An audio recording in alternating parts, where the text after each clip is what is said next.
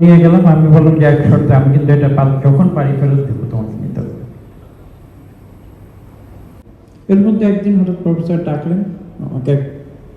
পত্রিকার কাটিং দেখালেন, সিদ্ধান্ত নেয় ব্রিটিশ পার্লামেন্টে বাংলাদেশ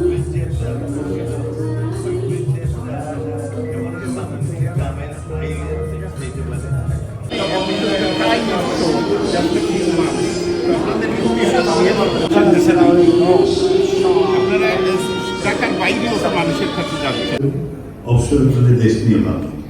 আমাদের হার্ডলি 1 or 2% একেবারে হার্ডকোর পলিটিক্যাল পার্টি করেন, বাকিরা দেশকে ভালোবাসেন, দেশের জন্য প্রবাসী 16-17 বছর দেশে ফিরতে পারেন, বাবা মা মারা গেছেন দেখতে পারেন, তাদের অনেক আশা ছিল, আমাদের আশা ছিল দেশটা যখন 71-এর মুক্তিযুদ্ধে আমাদের গানের মধ্যে সেসব কথা